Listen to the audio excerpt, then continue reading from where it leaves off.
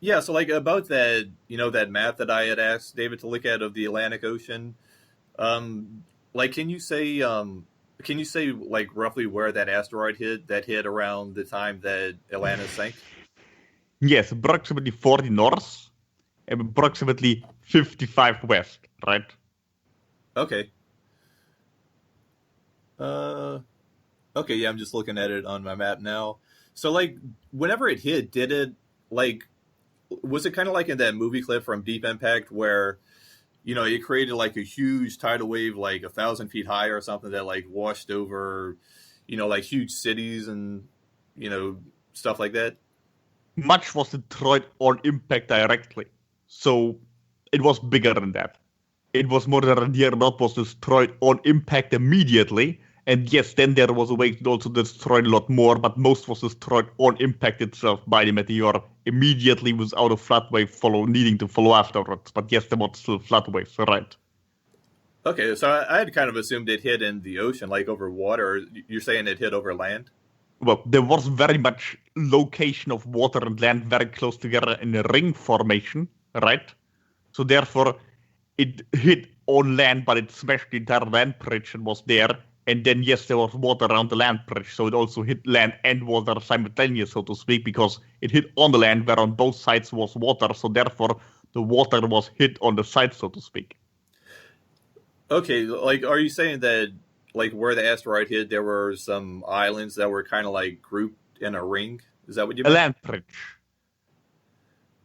Oh, a land bridge connecting like the main island of Atlantis to the United States. No, but larger areas that were adjacent to Atlantis were closer to the United States than what you're considering now, yes.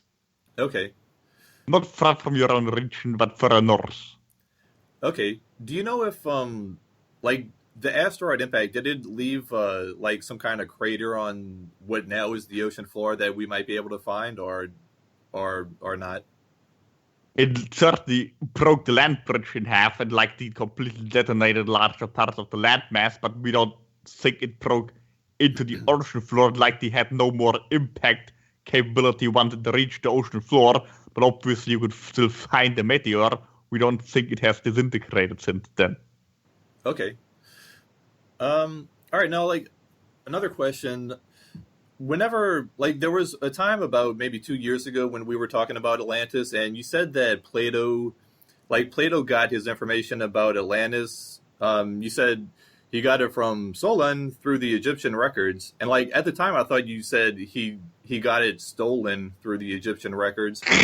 But then like I was reading the book Timaeus and Critias, and there's a character. Well, I guess it's like a real person named Solon, who Plato says he got his information from. So is that what you like? Did you say Solon or stolen? Yes, we refer to the individual, and the individual also another name. And from what we're aware of, the individual again got it from Egypt. Okay. And likely they are also the person. We can't find the correct term, but it's likely there was a connection to Hermes person or Sot person, right? Okay. I'm raised in Egypt. Okay. Like something that I realized that I wanted to ask earlier that I forgot to, like in that clip from Deep Impact, it shows like a huge wave like washing over New York City, like destroying skyscrapers and all that. Like, were there any cities that had big Yes, skyscrapers? Okay, not that big on Atlantis. okay. Do you know like how big the tallest buildings in Atlantis were whenever it sank? We don't have measurements, no. But likely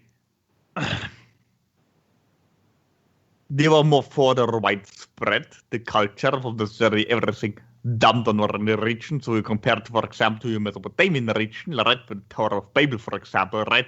Not that high. Okay. All right. Were there ever any dragons in Atlantis? Well, some of our visitations could perhaps be referred to as some form of reptilian visitations, and likely there are also some beings that you would today in your mythology interpret as dragons, yes, but it's a dragon is a very modern interpretation of various reptilian species. The short answer would be yes, but it depends currently what you're considering a dragon from your mythology. Reptilian visitation certainly happened, yes. Okay. Also, mostly our kind. Also, again, referring to brother of the dragon or the serpent, it doesn't necessarily refer to a dragon or a serpent. It usually refers to us. Right. Do you know where the largest pyramid in Atlantis was located? Like in the city of the capital. Do you know how tall it was? Certainly bigger than in Egypt or Mesoamerica. Twice as big? At least we're Uh, 5 times big. like when I say is big, I mean like in terms of just height. Like were they like 5 times as high? You could likely fit all the pyramids that you're very much aware of, the bigger ones in Egypt, in the pyramid and still have room. Okay. Uh, It do you was know? black and it was shiny. Okay. Not like the ones in Egypt that look like they are about to fall apart. Okay. Yeah, like if I ever get any money, like I would love to organize like a little like submarine expedition, like hire a little submarine and go like down to the area of the coordinates that you gave me of like where Atlanta is located today, and like see if I could find the rings or like the pyramids or anything. Do you know how much of that pyramid is still intact today? No, we're not observing your the downside there, but obviously it's perhaps not as intact as in Egypt since it has been much more eroded under there. Right, right. So Plato says that the largest land ring in the city of Atlanta had a horse track around it where like people would have horse races. Do you know if that's true? That's perhaps a more primitive reinterpretation, but yes, people had some form of races out there, not necessarily in horse carriages, but some that could be interpreted such later on, yes. Okay. And like another thing Plato says is like he says that the Poseidon person like came onto the like landed in the continent of Atlantis and he met like a native human woman named Plato and then like he supposedly married her and had kids with her. Do you know if that's accurate? Yes, that is accurate, not just with her, also with other females. Okay. So do you know if like I'm curious about like his first generation. Like Plato says Poseidon had like 10 kids and like from talking to KALASK, like it sounds like it was probably more than 10, but do you know if they were all with this one lady, Plato, or was it with multiple women?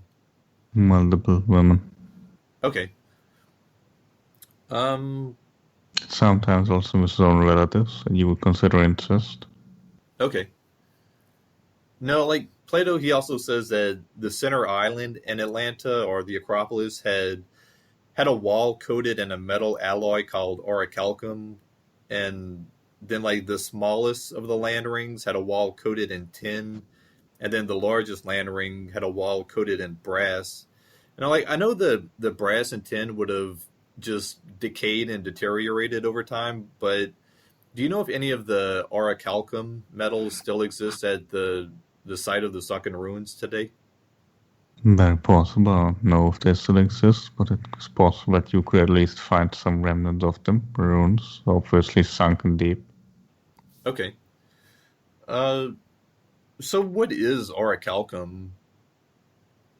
A term I'm not familiar with, but the metal that the individual refers to is the one that has been mentioned also by reptiles as well as other individuals. Metal that is not necessarily deterioratable the same way your modern metal is. It doesn't break, but instead gets more dense if it's impacted from the outside. The same way, perhaps if you glue something was broken, it gets harder sometimes than was originally.